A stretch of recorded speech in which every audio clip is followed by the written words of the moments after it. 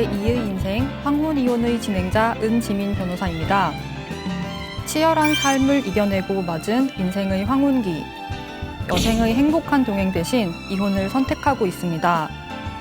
제2의 인생 황혼 이혼에서는 황혼의 부부가 왜 이별을 결심하는지, 그 과정에서 겪는 현실적 문제들은 무엇인지에 대해 다양한 사례를 알아보며 법률 지식을 전해드리겠습니다. 부정행위, 가정폭력, 고부갈등. 오늘은 이렇게 흔히 알려진 이혼 사유 이외에 다소 특수한 이혼 사유를 말씀드려 볼까 합니다.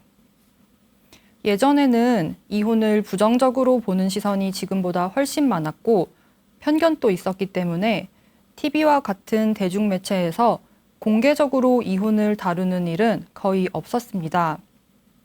그런데 요즘은 다들 아시다시피 이혼에 관련된 관찰 프로그램이나 상담 프로그램이 다양하게 나오고 있고, 심지어 이혼을 주제로 한 예능 프로그램까지 나오고 있는데요. 이런 프로그램에서 우리가 흔히 접할 수 있는 이혼 사유는 배우자가 외도를 했거나 남편이 아내를 폭행하는 가정폭력의 경우, 그리고 주식이나 코인 투자로 재산을 탕진한 경우, 극심한 고부 갈등이 있는 경우와 같이 다소 한정적입니다. 배우자의 불륜이나 가정폭력이 이혼 사유가 된다는 사실은 누구나 알고 계실 거라 생각되는데요. 오늘은 이렇게 널리 알려진 사유 이외에 도대체 어떤 사유로 재판상 이혼을 청구할 수 있는지 다소 특수한 사례들을 설명드리려고 합니다. 우선 재판상 이혼을 하려면 몇 가지 사유가 있어야 합니다. 우리 민법 제840조에는 재판상 이혼 사유가 총 6가지 규정되어 있는데요.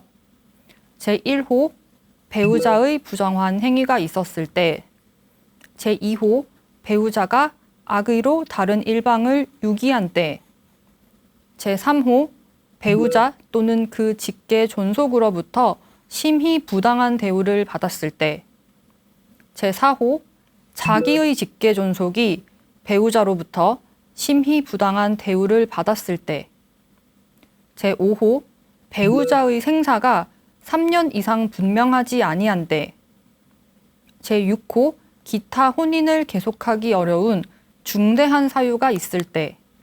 이렇게 6가지 사유 중 하나 이상이 있으면 상대방이 원하지 않는다 하더라도 강제로 법원의 판단을 받아서 이혼을 할 수 있습니다. 이 중에서 제1호 부정행위라든가 제3호와 제4호의 배우자의 폭행, 고부 갈등 같은 사유는 많이들 알고 계실 겁니다. 그런데 제2호 배우자가 악의로 다른 일방을 유기한 때와 제5호 배우자의 생사가 3년 이상 분명하지 아니한 때는 일반적으로 잘 알려져 있지 않습니다. 저도 수많은 이혼 사건을 다루어 봤지만 제2호와 제5호를 다툰 경우는 많이 없거든요. 제2호는 그래도 몇 번 봤는데, 특히 제5호는 다른 재판상 이혼 사유보다도 그 요건이 까다롭고 특수하기 때문에 저도 실제로 제5호 배우자의 생사불명을 이유로 이혼하는 사건을 접한 건 2~3건 정도가 전부였던 것 같습니다. 그리고 제6호 기타 혼인을 계속하기 어려운 중대한 사유가 있는데, 이건 도대체 어떤 개념인지, 어떤 것이 중대한 사유인지 직관적으로 와닿지 않는데요. 다소 개념이 추상적입니다. 제2호 악의의 유기와 제5호 3년 이상의 생사불명, 제6호 혼인을 유지하기 어려운 기타 중대한 사유에 대해서 실제 사례와 함께 하나씩 설명드려 보도록 하겠습니다. 첫 번째, 민법 제840조 제2호 악의의 유기란 배우자가 경제적, 신체적, 정신적 곤궁에 빠질 것을 알았거나 알 수 있었음에도 불구하고 정당한 이유 없이 의도적으로 배우자에 대한 보호와 부양 의무를 저버린 그 모든 행위를 의미합니다. 우리 민법 제826조 제1항은 부부는 동거하며 서로 부양하고 협조할 의무를 진다라고 규정하고 있는데 대법원 판례는 위 조항에 대해서 부부는 정신적, 육체적, 경제적으로 결합된 공동체로서 서로 협조하고 보호하여 부부 공동생활로서의 혼인이 유지되도록 상호간에 포괄적으로 협력할 의무를 부담하고 그에 관한 권리를 가진다 라며 부부 사이에는 동거 의무와 부양 의무가 있다는 점을 명확하게 설시하고 있는데요. 악의의 유기란 이 동거 및 부양 의무를 정당한 이유 없이 이행하지 않을 때 성립하는 것입니다. 예를 들어 남편이 외벌이를 하는 상황에서 아내에게 생활비를 한 푼도 주지 않는다거나 아내가 남편과 자녀를 두고 일방적으로 가출해버리는 상황이 이에 해당합니다. 그렇다면 배우자가 생활비를 주지 않거나 일방적으로 가출했다는 사실이 항상 악의의 유기에 해당할까요? 그렇지는 않습니다.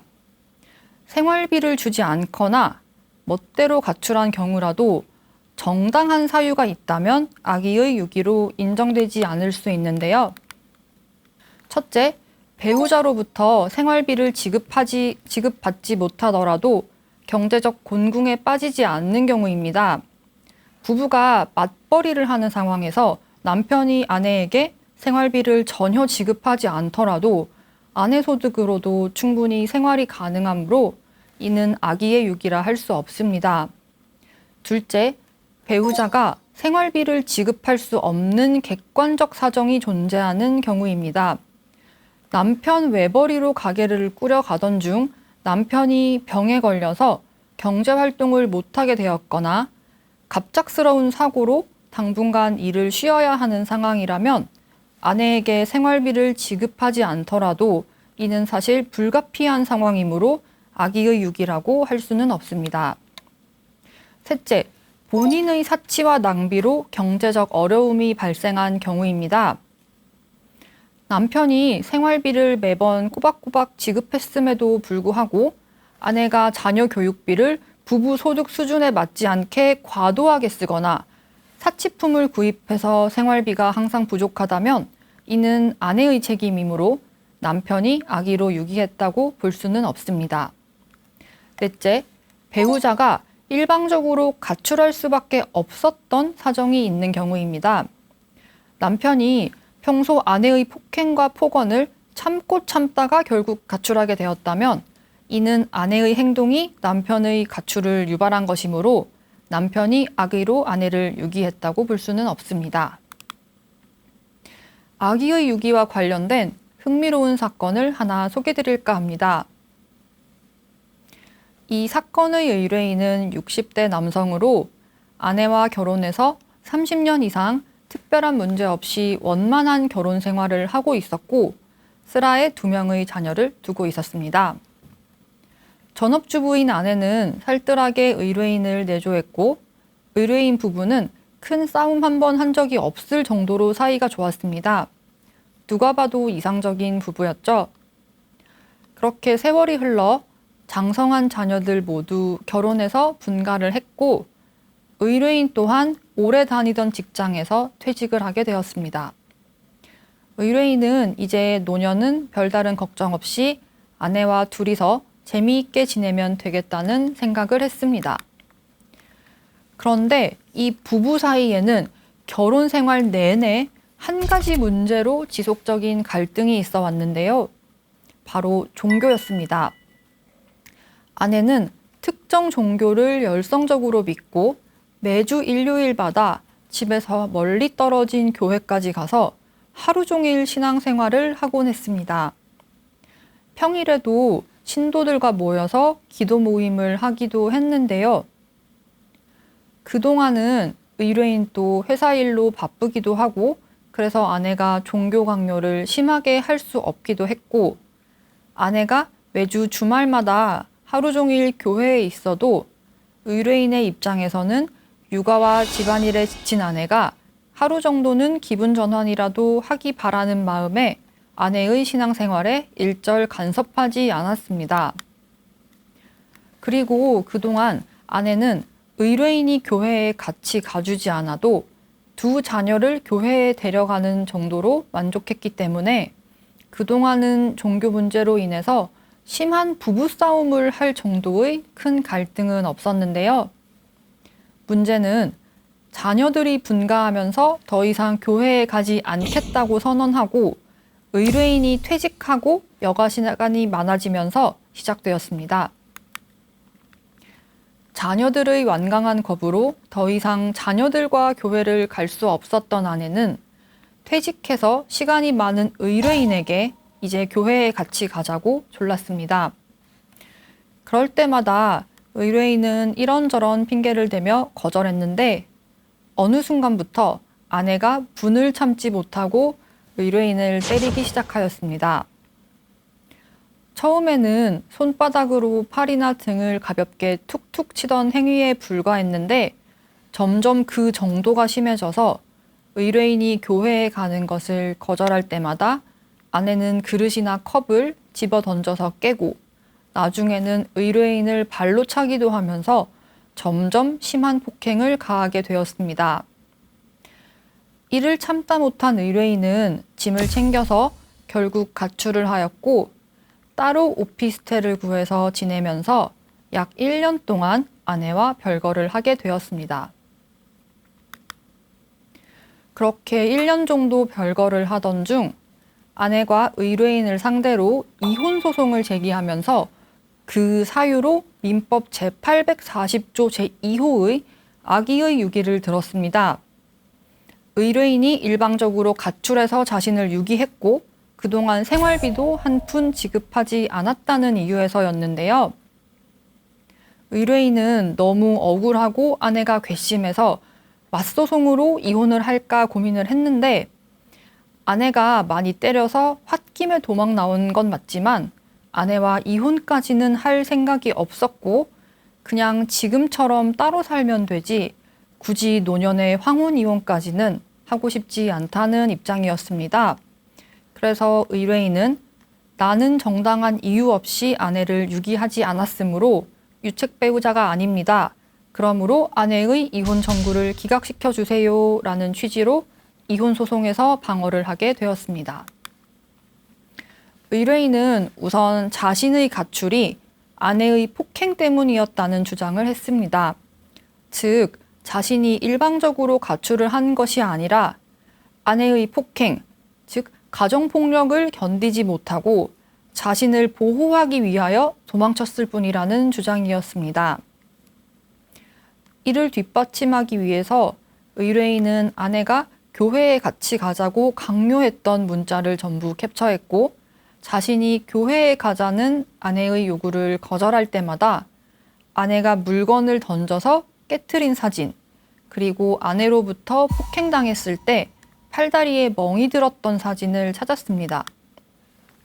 사실 부부 생활을 할 때 이혼을 염두에 두고 미리 멍 사진이나 물건을 부순 사진 같은 자료를 모아두는 경우는 많지 않은데요.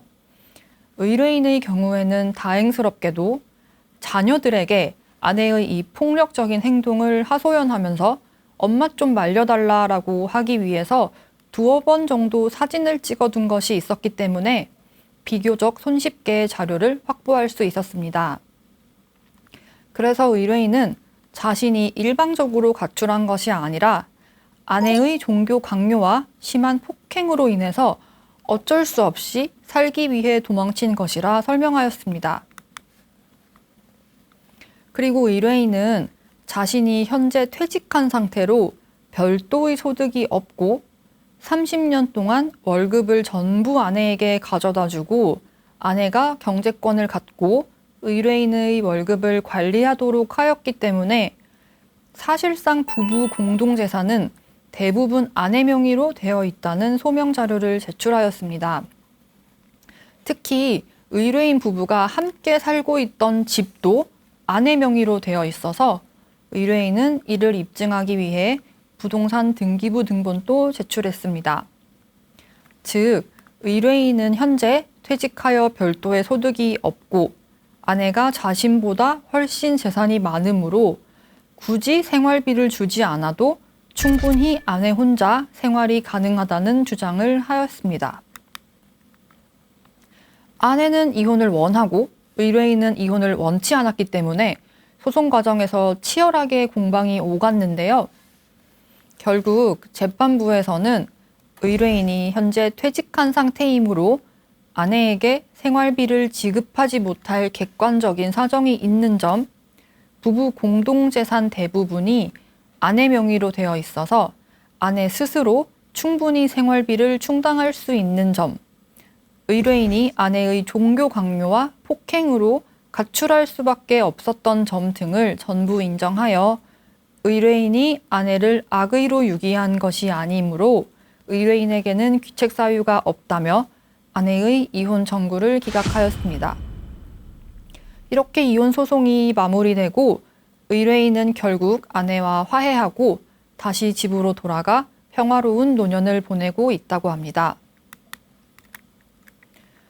두 번째로는 민법 제840조 제5호에 규정된 생사불명을 설명드리도록 하겠습니다.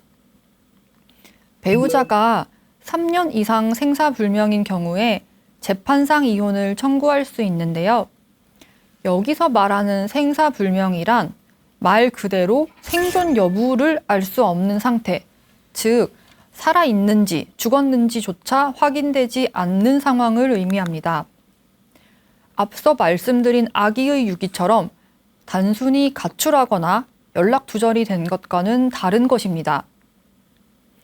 이 생사불명은 전쟁이나 자연재해, 해외 체류 중 실종과 같이 특수한 상황에서 인정되다 보니 앞에 말씀드린 제2호 아기의 유기보다도 더 낯설게 느껴지실 것 같습니다. 이 생사불명과 실종 선고를 혼동하실 것 같아서 잠깐 이 두 개념을 설명드리고 넘어가도록 하겠습니다. 실종 선고는 민법 제27조에 규정되어 있는데요. 오랫동안 생사불명인 사람을 사망한 것으로 간주하도록 하여 남은 가족들의 재산권을 보호하거나 신분 관계에서의 법적 안정성을 확보하기 위한 제도입니다. 민법 제27조 제1항은 부재자의 생사가 5년간 분명하지 아니할 때에는 법원은 이해관계인이나 검사의 청구에 의해서 실종 선고를 하여야 한다라며 일반 실종을 규정하고 있고, 동조 제2항은 전지에 임한 자, 침몰한 선박 중에 있던 자, 추락한 항공기 중에 있던 자, 기타 사망의 원인이 될 위난을 당한 자의 생사가 전쟁 종지 후 또는 선박의 침몰, 항공기의 추락, 기타 위난이 종료한 후 1년간 분명하지 아니한 때에도 제1항과 같다라며 특별 실종을 규정하고 있습니다. 생사불명인 사람의 가족이나 상속인, 채권자, 그리고 검사가 실종자의 가장 마지막 주소지를 관할하는 법원에다가 실종 선고 심판 청구를 하게 되는데요. 만약 실종자의 마지막 주소가 해외이거나 주소를 알 수 없는 경우는 서울가정법원에 심판 청구를 하면 됩니다. 이 절차에 따라 실종 선고를 받게 되면 실종자는 사망한 것으로 간주되어 상속이 개시되며 혼인 관계 또한 사망으로 인한 종료 처리가 됩니다. 쉽게 말씀드리자면 실종자가 그냥 죽은 것으로 보고 실종자가 형성하고 있던 모든 법적인 권리 관계를 끝내버린다는 말입니다. 반면 재판상 이혼 사유인 민법 제840조 제5항의 생사불명은 이혼에 관련된 부분에 한정하여 실종자의 권리관계를 끝내는 것입니다. 즉, 실종자가 살아있는지 죽었는지는 모르기 때문에 죽었다는 사실을 전제로 진행되는 상속이나 채권 채무 관계 같은 다른 권리관계는 그대로 두되 남은 배우자가 실종자와의 관계를 정리하고 앞으로 새로운 삶을 살 수 있도록 최소한 이혼은 시켜준다는 의미입니다. 이 생사불명은 아기의 유기와는 다르다고 말씀드렸는데요. 그렇다면 실무에서는 이 생사불명과 아기의 유기를 어떻게 구분할까요? 우리 법원은 생사불명인지를 판단할 때 몇 가지 상황들을 고려합니다. 단순히 배우자가 가출하여 연락이 두절되었다는 사정만으로는 부족하기 때문에 이 남은 배우자가 가출한 배우자의 소재를 파악하기 위해서 충분히 노력하였는지, 그리고 실종 신고를 한 기록이 있는지, 마지막으로 연락이 된 시점이 언제인지와 같이 여러 정황을 고려합니다. 이에 더해서 남은 배우자가 가출한 배우자의 소재를 파악하기 위해서 노력했다는 사실을 알고 있는 가족이나 친척, 지인이 작성한 진술서나 사실 확인서도 생사불명을 판단하는 중요한 기준이 됩니다. 이렇게 상대 배우자의 생사불명을 입증할 만한 자료를 모은 다음에는 이혼 소장을 접수하면 되는데요. 한 가지 문제가 있습니다. 이 상대 배우자가 생사불명인 상태인데 이 상대방 없이 이혼 소송을 진행할 수 있을지인데요. 통상적으로 한쪽 배우자가 이혼 소송을 제기하면 법원에서는 이혼 소장과 관련 서류를 상대 배우자에게 송달시키고 상대 배우자가 이 서류를 확인하고 이혼 소송이 제기되었다는 사실을 인지하면 비로소 본격적인 이혼 소송 절차가 진행됩니다. 최소한 나를 상대로 소송이 제기되었다는 사실을 알아야 방어할 기회를 가지기 때문인데요. 그런데 상대 배우자가 생사불명이라면 이 이혼 서류를 도대체 어디로 보내야 하는지가 문제입니다. 이럴 때는 공시송달이라는 제도를 이용합니다. 공시송달은 민사소송법 제208조 제3항 제3호 그리고 가사소송법 제12조에 규정되어 있는데요. 소송 당사자의 주소나 거소를 알 수 없는 경우에 법원 게시판에 서류를 게시하거나 관보에 게재하는 방식으로 송달을 가름하는 제도입니다. 이 공시송달을 통하여 게시 또는 게재를 하게 되면 그 날로부터 2주 후에 송달 효력이 발생하게 됩니다. 처음부터 바로 공시송달을 할 수 있는 것은 아니고 상대 배우자의 주민등록상 주소지로 두세 번 정도 송달을 해봤는데도 주소 불명이나 폐문 부재와 같은 이유로 송달이 되지 않는다면 그때 비로소 법원에 공시송달을 해달라고 요청할 수 있습니다. 이렇게 공시송달로 진행된 이혼 소송에서 배우자의 생사불명을 이유로 이혼을 하라는 판결이 났는데 뒤늦게 이 생사불명이었던 배우자가 살아 돌아왔어요. 나는 자연재해로 행방불명이 되었던 건데 그 사이에 내 배우자가 나를 기다려주지 않고 이혼을 해버렸다면 다소 억울할 수 있겠죠. 이럴 경우에는 이혼 소송이 있었다는 사실을 알게 된 날로부터 2주 이내에 추후 보완 항소를 해서 판결 내용을 다툴 수 있습니다. 배우자의 생사불명을 이유로 어떻게 이혼 소송을 진행하는지 이해가 되셨을까요? 이제 생사불명과 관련된 실제 사례를 하나 소개해 드리겠습니다. 의뢰인은 대학생 때 일본으로 유학을 갔다가 같은 학교에 다니던 남편을 만나서 결혼을 하게 되었습니다. 남편은 어릴 때 가족들이 다 같이 일본으로 이민을 해서 사실 거의 일본인이나 다름없었는데요. 남편은 졸업 후 일본에서 취직하고 생활하기를 바랐기 때문에 의뢰인은 바로 한국 생활을 정리하고 일본의 한 도시에서 남편과 신혼생활을 시작하였습니다. 남편은 회사에 취직해서 인턴 생활을 하게 됐고 의뢰인은 전업주부로 지내면서 남편을 내조하고 가사도 살뜰히 챙겼습니다. 인턴인 남편의 월급만으로는 살림이 빠듯했기 때문에 의뢰인은 일주일에 2, 3일 정도는 근처 식당에서 아르바이트를 하면서 생활비를 벌기도 하였습니다. 특별한 문제 없이 평범한 결혼 생활을 하던 중 의뢰인과 남편은 여느 부부들이 그렇듯 청소와 빨래, 분리수거 같은 집안일을 분담하는 문제로 몇 차례 다투게 되었는데요. 여느 때처럼 의뢰인과 남편은 왜 분리수거를 안 했냐, 왜 양말을 뒤집어 놨냐, 이런 사소한 문제로 다투던 중 갑자기 남편이 벌컥 화를 내더니 더 이상 살기 싫다면서 일방적으로 짐을 챙겨서 가출을 했습니다. 남편은 의뢰인과 연애를 할 때도 다툰 뒤에 며칠 동안 연락을 받지 않는 일이 많았고, 이런 걸 흔히 잠수 탄다고 하죠. 의뢰인이 결혼을 한 이후에는 부부싸움을 하면 근처에 사는 자신의 부모님 집으로 도망쳐서 며칠씩 연락을 받지 않다가 집으로 돌아오는 행동을 반복했습니다. 그래서 의뢰인도 처음에는 평상시처럼 며칠 지나면 남편이 돌아오겠지라고 대수롭지 않게 생각하고 일상생활을 하였습니다.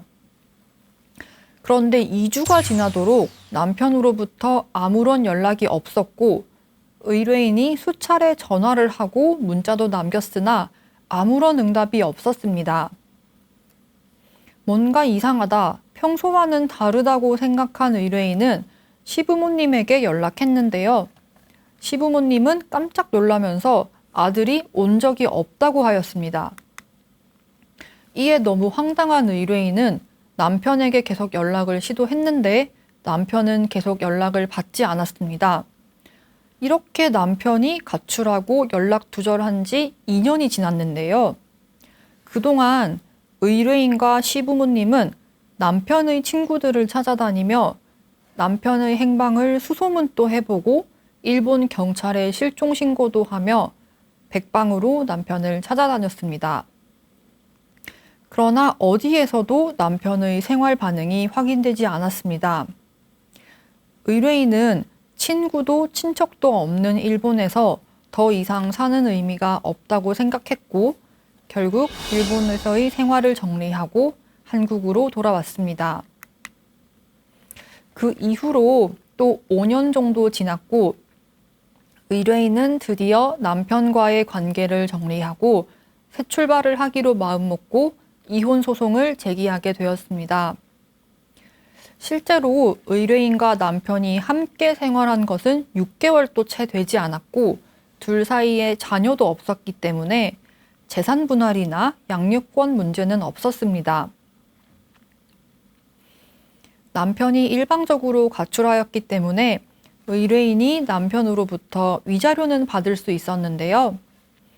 의뢰인은 남편으로부터 위자료를 많이 받아야겠다는 생각도 없었고 가능한 빨리 남편과의 혼인 관계를 정리하고 싶다는 마음뿐이었습니다. 우선 의뢰인은 남편이 단순히 가출하거나 연락 두절이 된 게 아니라 살아있는지 죽었는지조차 확인할 수 없는 상태라는 것을 입증할 자료를 모았습니다. 의뢰인이 지난 7년 동안 지속적으로 남편에게 전화와 문자를 했던 내역과 일본 경찰에 남편 실종 신고를 한 접수 내역, 의뢰인이 시부모님과 남편 직장 동료들에게 남편의 행방을 물었던 문자를 전부 캡처해서 증거 자료로 활용하였습니다. 그리고 시부모님이 의뢰인에게 진술서를 써주었는데요. 의뢰인이 남편의 행방을 찾기 위해서 수년 동안 노력했고 부모인 자신들조차 현재 아들의 생사를 알지 못한다는 내용이었습니다. 이 증거 자료와 진술서를 바탕으로 소장을 작성해서 접수했고 남편의 주민등록상 마지막 주소지 관할 법원으로 소장을 송달시켰습니다.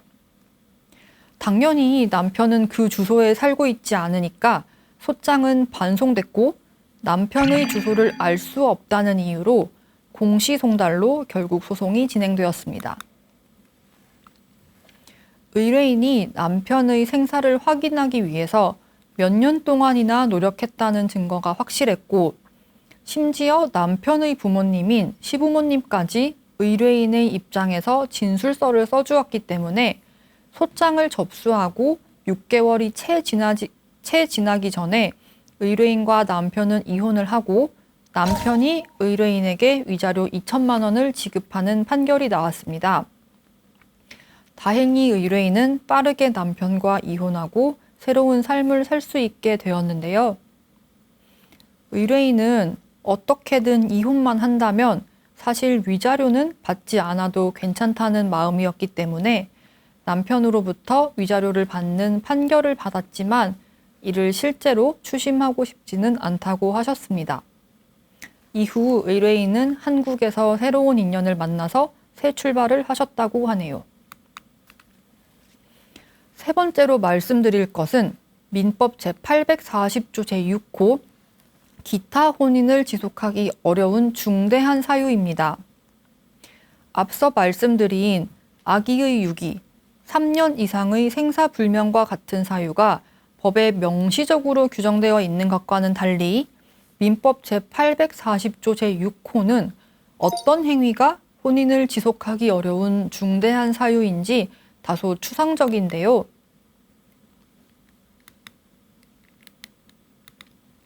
이 혼인을 지속하기 어려운 중대한 사유에 관하여 우리 대법원은 부부간의 애정과 신뢰가 바탕이 되어야 할 혼인의 본질에 해당하는 부부 공동생활 관계가 회복할 수 없을 정도로 파탄나고 그 혼인 생활의 계속을 강제하는 것이 일방 배우자에게 참을 수 없는 고통이 되는 경우에는 이혼 사유에 해당한다라고 판시한 적이 있고, 부부가 장기간 별거하는 등의 사유로 실질적으로 부부 공동생활이 파탄되어 실체가 더 이상 존재하지 않고 객관적으로 회복할 수 없는 정도에 이른 경우에는 혼인의 본질에 해당하는 부부 공동생활이 유지되고 있다고 볼 수 없다라고 판시한 적이 있습니다.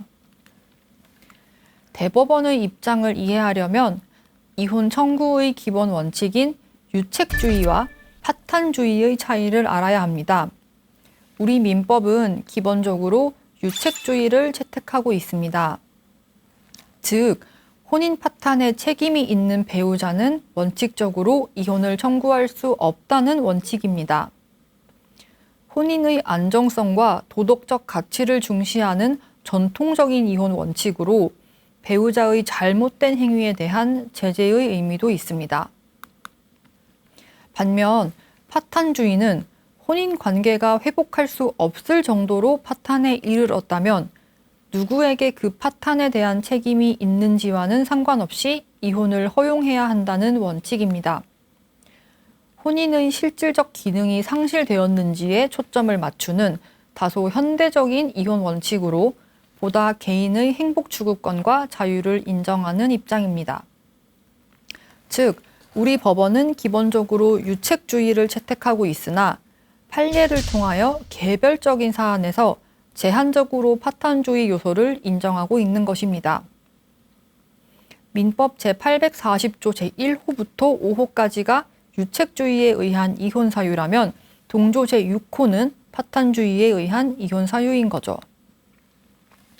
그렇다면 민법 제840조 제6호로 인정된 사유에는 어떤 것들이 있을까요? 대표적으로 극심한 성격 차이라든가 도박 중독, 경제적 무책임 같은 것들이 있습니다. 구체적인 사례를 통해서 설명드려 볼게요. 첫 번째 사례는 성격 차이를 이유로 이혼하려던 주인공의 이야기입니다. 성격 차이를 이유로 이혼하려고 하시는 분들이 하는 공통적인 질문이 있습니다. 그냥 서로 너무 성격이 다른 것 같고 다투다 보니 애정이 식은 것 같아요. 이런 경우에도 이혼을 할 수 있나요? 라는 질문인데요. 부정행위라든가 폭행이라든가 명확한 이혼 사유가 없는 경우입니다. 그냥저냥 서로 아이 키우면서 대면대면한 사이로 지내다가 아이가 성장한 후에 뒤늦게라도 이혼을 해야겠다고 찾아오는 분들이 꽤 많습니다. 요즘 100세 시대라고 하는데요. 이 남은 긴 인생을 이 배우자와 함께 보내야 하는지, 결혼 생활이 전혀 행복하지 않은데 이렇게 살아야 하는지 회의감을 느낀다는 겁니다. 이 사례의 주인공인 60대 여성 또한 이런 회의감을 오랫동안 느끼고 황혼 이혼을 결심하였는데요. 주인공은 남편과 약 40년 동안 결혼 생활을 하면서 그동안 차마 말하지 못할 고통을 받았다고 합니다. 동네에서 소문난 남봉꾼이었던 남편은 신혼 초부터 밥 먹듯이 외도를 하였고 가정에는 전혀 관심이 없었습니다. 자녀를 둘 낳고도 남편은 매일같이 집 밖으로 돌아다녔고 양육은 전부 주인공의 몫이었습니다. 심지어 남편은 벌어온 돈을 대부분 술 마시고 노는 데 써버려서 생활비조차 제대로 주지 않았는데요. 그러다 보니 주인공이 온갖 허드렛 일을 해가면서 간신히 생계를 꾸릴 수밖에 없었습니다. 그뿐만 아니라 주인공이 자녀를 낳자마자 시어머니는 육아를 도와준다는 핑계로 합가를 요구하였는데요. 주인공은 집에 제대로 들어오는 일조차 없는 남편을 대신해서 생활비를 벌고 두 자녀를 홀로 양육해야 했으며 시어머니 부양까지 전부 홀로 감당해야 했습니다. 더욱이 시어머니는 자신의 아들이 외도를 하고 유흥에 빠져 사는 것을 보면서 이 주인공이 남편 마음을 못 붙들었다, 며느리를 잘못 들여서 아들이 저렇게 됐다고 늘 주인공만 타박하였습니다. 이렇게 주인공은 자신의 편이 아무도 없는 외로운 상황에서 도망치고 싶다, 죽고 싶다는 마음이 들 정도로 괴로웠으나 어린 자녀들을 생각해서 간신히 버텼습니다. 그 와중에 병든 시어머니 병수발도 전부 주인공의 몫이었죠. 암투병을 하는 시어머니의 대소변을 일일이 받아내면서 의뢰인은 무려 5년 동안 간병을 하였습니다. 그렇게 약 40년의 세월이 흘렀고 두 자녀 또한 훌륭하게 성장해서 각자의 가정을 갖게 되었습니다. 그동안 손재주가 있어서 삭바느질과 뜨개질을 하면서 생계를 꾸려 나가던 주인공은 자기 명의로 자그마한 공방 또 하나 차리게 됐고 많지는 않지만 고정적인 수입을 꾸준히 얻기도 하였는데요. 젊었을 때는 유흥을 즐기며 난봉꾼처럼 살던 남편도 나이가 들고 유흥비로 탕진할 돈도 없게 되자 이전과는 다르게 얌전히 집에 들어와서 주인공 눈치를 보게 되었습니다. 경제력이 없는 남편과는 다르게 주인공은 공방을 운영하면서 꾸준한 소득이 있기도 했고 그동안 주인공이 고생하는 것을 전부 보고 자란 자녀들이 무슨 일이 있을 때마다 아빠를 배척하고 엄마 편을 들었기 때문인데요. 주인공은 이렇게 남편과 한 집에 살면서도 남편과 말조차 제대로 섞지 않았다고 합니다. 젊은 시절에 그토록 고생한 기억이 상처로 남아있기도 했고 가장 노릇조차 제대로 하지 않은 남편과 40년이 넘는 세월을 보내면서 남편에게 그 어떤 애정도 남아있지 않기 때문이었는데요. 그렇게 같은 집에 살면서 식사도 같이 하지 않고 하루에 한 번도 서로 대화하지 않는 일상을 보내던 중 주인공은 문득 이런 관계를 그만두고 싶다는 생각이 들었다고 합니다. 결국 주인공은 무의미한 관계를 청산해야겠다는 생각에 이혼 소송을 결심하였습니다. 결국 주인공은 민법 제840조 제6호의 혼인을 지속하기 어려운 중대한 사유로 이혼 소송을 제기하면서 구체적인 사유로는 남편과의 극심한 성격 차이를 들었습니다. 주인공은 위자료든 재산 분할이든 다 상관없으니 빨리 이혼만 시켜주면 좋겠다는 입장이었는데요. 비록 물적 증거는 없었지만 신혼 초부터 남편의 외도와 극심한 시집살이로 결혼 생활 내내 고통을 받았다는 점을 강조했고 남편으로부터 생활비도 제대로 받아본 적이 없었다는 것도 주장했습니다. 더욱이 자녀들이 분가한 이후부터는 부부 사이에 대화조차 없고 남남처럼 지내고 있기 때문에 혼인관계가 사실상 파탄 상태라는 점도 주장했는데요. 이 사례는 소송 중간에 조정 절차를 거치면서 상당히 원만하게 이혼 합의가 되었습니다. 남편은 처음에 이혼을 못한다고 완강하게 반대를 하였는데요. 가사조사와 조정 절차를 거치면서 주인공이 40년 동안 얼마나 고통받았는지 뒤늦게 깨닫게 되면서 상당히 미안한 마음이 들었던 것 같습니다. 결국 남편은 시어머니로부터 물려받은 아파트 시가의 절반을 주인공에게 주는 대신 나머지 재산이나 연금은 분할하지 않는 것으로 합의를 하였습니다. 오늘은 부정행위나 폭행, 고부 갈등과 같이 널리 알려진 이혼 사유 이외에 아기의 유기, 생사불명이라는 다소 생소한 이혼 사유에 대해서 알아보았고, 성격 차이나 배우자의 도박 중독을 이유로도 이혼할 수 있다는 점을 살펴보았습니다. 혼인이란 단순한 부부 사이의 계약이 아니라 서로에 대한 신뢰와 책임이 전제된 중요한 사회적 약속입니다.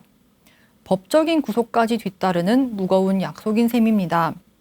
이 때문에 단순히 배우자에게 감정이 식었다거나 행복하지 않다라는 이유를 대며 극복하려는 노력을 전혀 하지 않는다면 재판상 이혼을 할 수는 없습니다.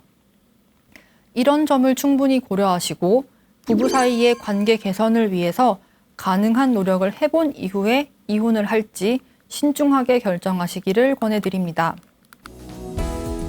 오랜 세월 함께 해온 부부가 이혼을 결심하는 것은 비단 두 사람만의 일이 아닙니다. 어려운 결정을 하시기 전에 진솔한 대화와 진심 어린 이해로 서로를 다시 한번 돌아봐 주십시오. 그래도 할 수밖에 없는 결심이라면 저희 제2의 인생 황혼이혼이 올바른 선택을 돕는 길잡이가 되어드리겠습니다. 함께해 주셔서 고맙습니다.